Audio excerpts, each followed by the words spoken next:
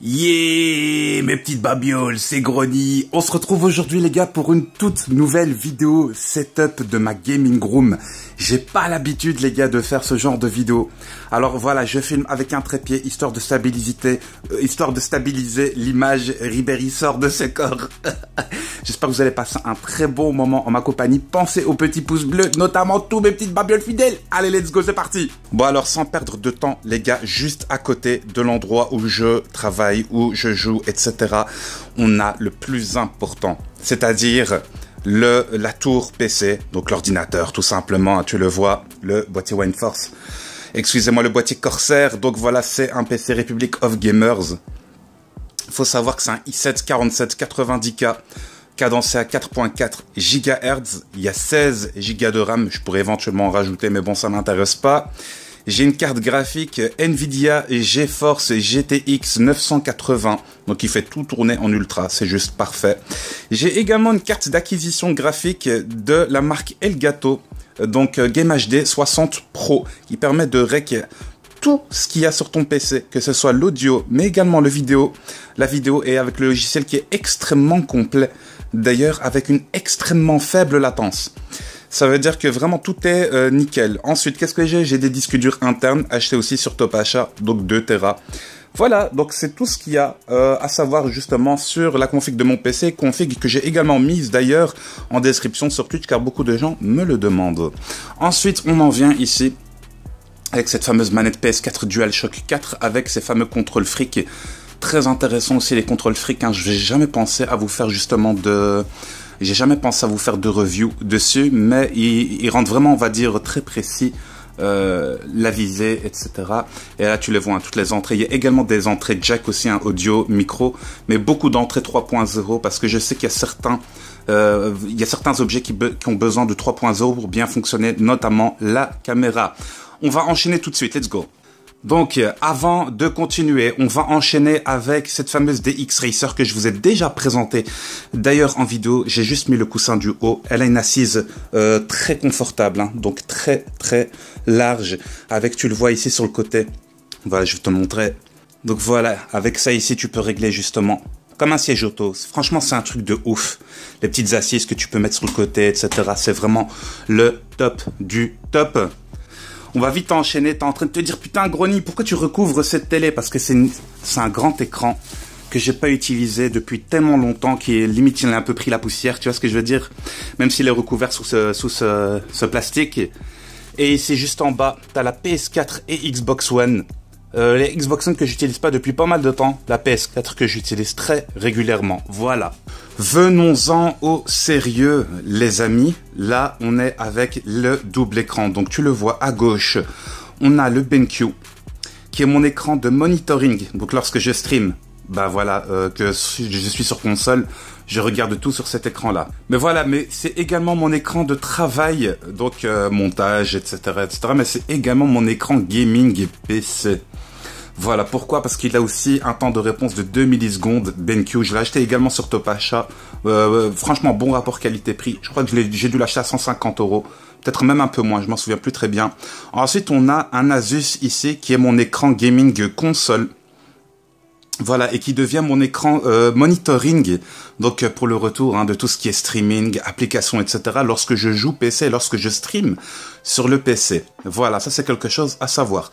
Ensuite, tu l'auras remarqué ici, c'est cette fameuse petite caméra Logitech C920 qu'on appelle voilà communément la caméra des youtubeurs. Très bon rapport qualité-prix aussi. Je crois que j'ai dû l'acheter à 75 €, 75 €. Voilà, et donc comme support, vu que j'avais pas de support pour bien pouvoir la modéliser, ben, j'ai utilisé le boîtier avec lequel m'a été livré, mais également tu le vois, le boîtier de la souris Kone EMP, donc de Rockats, qui me permet de bien la monter, de mieux me stabiliser à l'écran. Voilà. Voilà, donc là on va enchaîner avec le Turtle Beach Elite Pro, les amis, qui est juste le meilleur casque qui m'ait été donné d'avoir. Donc c'est du très haut de gamme. Et donc tu le vois un peu partout, Turtle Beach Elite Pro, il est amovible, donc selon que tu aies une grosse tête ou une petite tête, tu peux complètement l'ajuster au millimètre près, tu vois. Les coussinets à l'intérieur qui, voilà, empêchent justement le fait, bah voilà, de d'avoir chaud, etc., etc. Mais bon, tu vas me dire ça, c'est strictement rien par rapport, on va dire, à sa qualité in-game, effectivement. Pourquoi? Parce qu'il est livré avec ce qu'on appelle un mix-amp, que généralement, je range ici à l'intérieur de mon bureau, et tu le vois, tout est relié. Tout est relié, donc c'est ça, le petit truc vert que tu vois là, c'est le câble du moniteur gaming, tout simplement, donc mon Asus. C'est ainsi que j'ai la sortie du son. PS4 d'ailleurs, tu vois, ça a à peu près la poussière, j'ai oublié de dépoussiérer, bon, on s'en fout, on est en famille ici. Voilà, c'est comme ça que j'ai le son à la fois de la PS4 et également, on va dire, le son du retour audio, donc de ma voix, etc. J'ai paramétré ça avec le Mixamp. Il a ce qu'on appelle également des presets audio. Ça veut dire que tu as le preset du jeu. Tu peux donc c'est un, si tu veux, c'est un programme, une programmation par défaut pour mieux entendre les bruits dans les jeux de FPS, les jeux de guerre, etc. T'as celui pour la musique, pour les films, et t'as celui quand tu le désactives. Donc quand t'as envie d'être tout simplement chill sur ton PC, ben je sais pas, quand tu travailles, etc. Et voilà. Et donc tu sais le paramétrer. En temps normal, il a également, on va dire, un micro, le Turtle Beach Elite Pro, mais bon, moi j'ai préféré l'enlever, parce qu'il a deux types de micros. Il a un micro pour les LAN et un micro pour commenter, mais il est de moindre qualité par rapport à ce que je possède, qui est beaucoup plus professionnel. Voilà, ensuite, on y vient. Les amis, on est avec ce fameux clavier souris. Alors tu le vois depuis tout à l'heure, ce fameux clavier Sura FX de la marque Rocket, qui respire, et je peux t'assurer que c'est un clavier de taré. Regarde, il a même des macros ici, je sais pas si tu vas bien le voir. Il a des petites macros, donc les M1 jusqu'à M6. Tu vois, et donc ça c'est pour les joueurs, par exemple MOBA. Je peux t'assurer que c'est vraiment génial parce que c'est soit des combinaisons, soit des raccourcis qui peuvent vraiment faciliter le gaming. Il a aussi des petites, comment t'expliquer ça? Tu vois, ça le penche légèrement vers le bas comme ça. Il est extrêmement stable, c'est-à-dire même quand je le mets, on va dire sur rien du tout, parce que là je l'ai mis sur le tapis. Il est vraiment très très stable, il bouge pas. J'aime beaucoup aussi ce clavier, franchement, il est génial. C'est la première fois que j'ai un clavier mécanique d'ailleurs à recommander. Donc les gars, cette fameuse souris Rocket qui est extrêmement agréable, non seulement à configurer mais également à utiliser, la cône EMP. Tu peux changer les DPI, augmenter, diminuer. Elle a deux macros, tu le vois, hein, sur le côté. Donc, je vais vous en faire également une review. Juste, soyez patients, les amis. Franchement, j'en suis sûr et certain que vous allez kiffer. En tout cas, je l'espère, cette petite review in-game. Et puis, je peux vous assurer aussi que le logiciel de paramétrage, donc le Swarm, avec le clavier et souris, est régulièrement mis à jour et te permet, on va dire, comment dire ça, de paramétrer jusqu'à la moelle ta souris et ton clavier. Donc même les macros ici que je t'avais montré, etc. Voilà, et ça tu peux même créer aussi, on va dire, des presets. Un peu ici comme si tu veux, tu vois, dans le boîtier donc du Turtle Beach Elite Pro. Voilà, tu peux également créer des presets ici sur ta souris, mais aussi sur ton clavier, selon que tu sois en jeu, hors jeu, etc., etc. Donc voilà, ça c'est normalement le petit trépied pour mon micro Rode NT USB, mais bon, je l'utilise pas. Donc je vous ai montré mes deux écrans, la caméra, voilà. Je vous ai montré clavier souris, je vous ai pas montré le tapis, donc c'est un Taito XXL 2017. Hein. C'est un tapis qui est extrêmement large, et tu le vois, j'ai pas un très très grand bureau. Hein. Bon, ça je pense que tu le savais déjà. Voilà, ensuite les amis, vous le voyez ici, c'est mon fameux bras articulé. Donc que j'ai acheté avec le Rode NT USB, tout simplement, et que tu peux bouger, bien entendu, et que lorsque je viens pour commenter avec le filtre anti-pop, ah bah, ça rend super classe. Tu vois ce que je veux dire? Et ça c'est quelque chose que j'aime bien.